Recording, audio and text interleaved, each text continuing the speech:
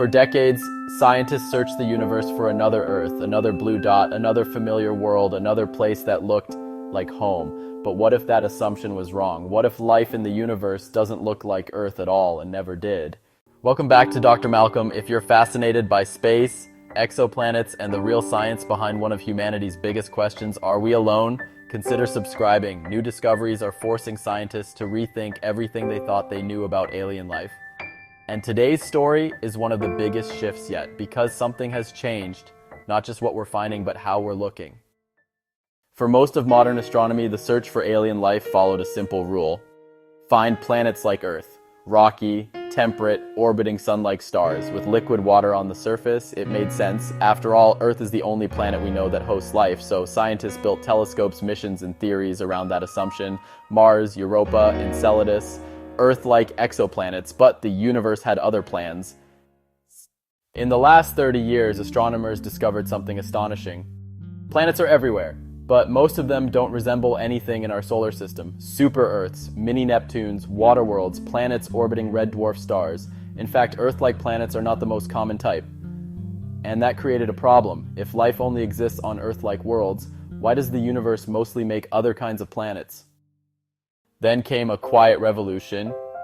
Instead of asking where could Earth-like life exist, scientists began asking something deeper.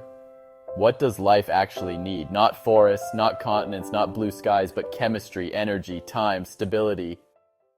Worlds once dismissed as uninhabitable became interesting again. Planets covered entirely by oceans, worlds with thick hydrogen atmospheres, moons heated from within, far from the sun, planets orbiting dim red stars for billions of years. Life, it turns out, might be far more adaptable than we imagined, and that realization led to a new idea.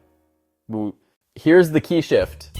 Scientists no longer need to visit a planet to look for life. They can read its atmosphere. An atmosphere is a record, a chemical history, a balance sheet of what's being created and destroyed. On Earth, life reshapes the atmosphere dramatically. Oxygen shouldn't exist in large amounts. Methane shouldn't persist. Certain molecules shouldn't coexist. Yet they do, because life keeps replenishing them. So now, instead of asking, does this planet look like Earth, scientists ask, does this atmosphere behave like something is alive? But this is where science becomes careful, because chemistry can be tricky.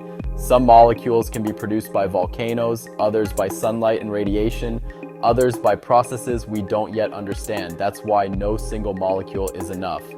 Scientists look for patterns, combinations, imbalances that persist over time. Life leaves fingerprints, not signatures.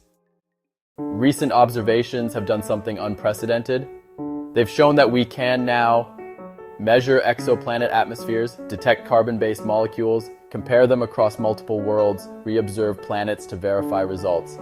This isn't speculation anymore. You may hear people say, we've heard this before, scientists always jump to conclusions, this doesn't prove anything, and they're right about one thing. Science doesn't prove life with headlines, it builds confidence slowly. What's different now is not the claim, it's the method. The search for alien life is no longer a single question. It's a spectrum, from microbial life to complex ecosystems to intelligent civilizations, and we are starting at the bottom exactly where we should. Because on Earth, life existed for billions of years before intelligence ever appeared. If the universe follows a similar pattern, then microbial life may be common even if intelligent life is rare. This shift changes something profound. It tells us that life may not be a miracle, but a process. That chemistry, given enough time and stability, might naturally organize itself into living systems. And if that's true, then Earth may not be special because it has life. It may be special because we're here to notice it.